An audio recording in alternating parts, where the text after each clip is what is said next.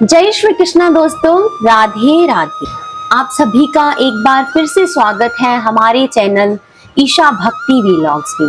दोस्तों, पिछले अध्याय में हमने सुना कि पिता के वियोग के बाद दुखों से घिरी वह कन्या अकेले आश्रम में जीवन व्यतीत कर रही थी। तभी भगवान की कृपा से महातपस्वी दुर्वासा मुनि उसके आश्रम में पहुंचे।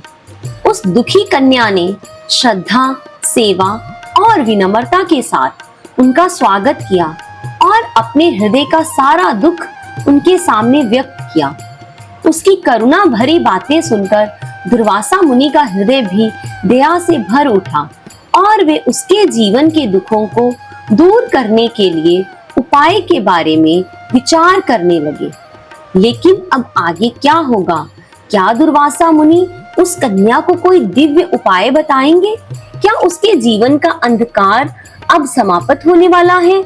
और क्या पुरुषोत्तम मास की महिमा उसके भाग्य को बदल देगी? इन सभी दिव्य रहस्यों को जानने के लिए मन को श्रद्धा और भक्ति से भर लीजिए और बोलिए जय श्री राधे कृष्णा, जय हरि विष्णु। तो आइए श्रद्धा और भक्ति के साथ प्रारंभ करते हैं पुरुषोत्तम मास महात्म्य का 10वां अध्याय। ऋषि कहने लगे, हे सुंदरी, अब से तीसरा मास पुरुषोत्तम आएगा। उसमें स्नान करने से मनुष्य दोषों से छूट जाता है। इसके तुल्य कार्तिक आदि कोई भी मास नहीं है।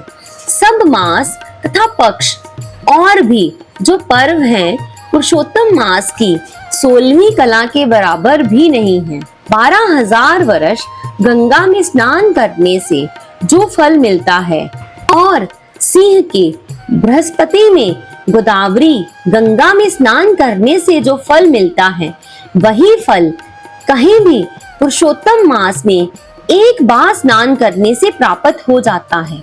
ये श्री कृष्ण का प्रिय मास है। इसमें स्नान, दान, जप आदि करने से सब मनोवांछित फलों की प्राप्ति होती है।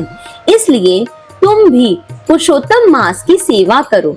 मुनिराज कन्या को ऐसे वचन कहकर चुप हो गए। श्री कृष्ण कहने लगे, हे अर्जुन, मुनि के वचन सुनकर भावों से प्रेरित होकर वे मूढ़ बाला क्रोधित होकर बोली, हे ब्राह्मण, मुझको आपके वचन ठीक नहीं लगे।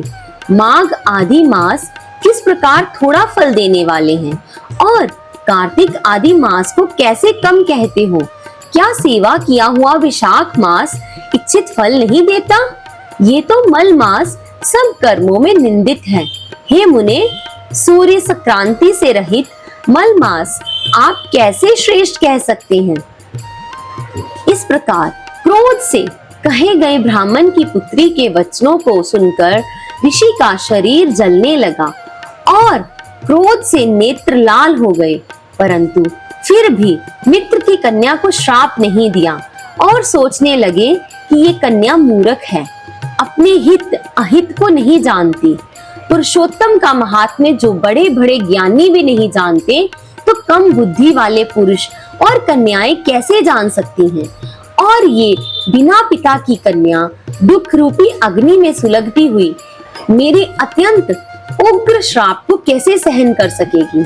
ऐसे उत्पन्न हुए क्रोध को दूर करते हुए और स्वस्थ होकर व्याकुल कन्या से कहने लगे, तू दुखी और नादान है, इसलिए तेरे पर मेरा कुछ भी कोप नहीं।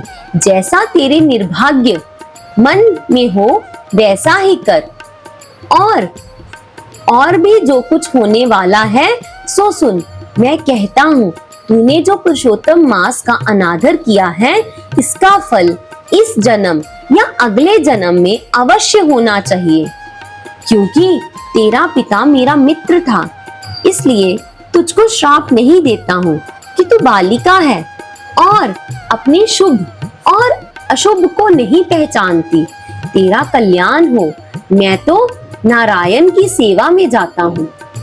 श्री कृष्ण कहने लगे कि ऐसा कहकर वे महाक्रोधी तपस्वी मुनि झटपट चले गए और उसी क्षण वह कन्या पुरुषोत्तम के प्रभाव से कांतिहीन हो गई और अपने मन में विचार करने लगी कि तत्काल फल देने वाले पार्वती पति श्री शंकर की आराधना करूंगी। ऐसा निश्चय करके अपने आश्रम में जाकर वे कठिन तप करने की इच्छा करने लगी। सूत जी कहने लगे, वे बाला प्रबल मुनि के वचनों को निंदित कर तथा बहुत फल वाले विष्णु और सवित्री पति ब्रह्मा को छोड़कर अपने वन आश्रम में केवल शंकर भगवान की सेवा करने लगे। तो दोस्तों, ये था पुरुषोत्तम मास महात्म्य का 10वां अध्याय। आज हमने सुना कि किस प्रकार दुर्वासा मुनि ने उस दुखी कन्या को पुरुषोत्तम मास की अद्भुत महिमा बताई और कहा कि इस पावन मास में स्नान, जप, दान और भक्ति करने से मनुष्य के सभी दोष दूर हो जाते हैं तथा भगवान श्री हरि की विशेष कृपा प्राप्त होती है। लेकिन अज्ञान और दुख से घिरी उस कन्या ने उनके वचनों पर विश्वास नहीं किया। उसने पुरुषोत्तम मास की महिमा पर संदेह किया, जिससे दुर्वासा मुनि अत्यंत दुखी हुए। यद्यपि उनके मन में क्रोध उत्पन्न हुआ, फिर भी उन्होंने पिता के स्नेह और कन्या की अवस्था को देखकर उसे श्राप नहीं दिया। लेकिन अब आगे क्या होगा? क्या उस कन्या को अपने निर्णय पर पश्चाताप होगा? क्या उसकी कठोर तपस्या उसके जीवन को नया मार्ग देगी? और क्या वे पुरुषोत्तम मास की वास्तविक महिमा को समझ पाएगी? इन सभी दिव्य रहस्यों को जानने के लिए कल अवश्य सुनिए पुरुषोत्तम मास महात्म्य का 11वां अध्याय। यदि आपको ये कथा पसंद आई हो तो वीडियो को लाइक करें, शेयर करें और चैनल को सब्सक्राइब करना ना भूलें। कमेंट में अवश्य लिखिए जय श्री राधे कृष्णा। जय श्री कृष्णा। राधे राधे।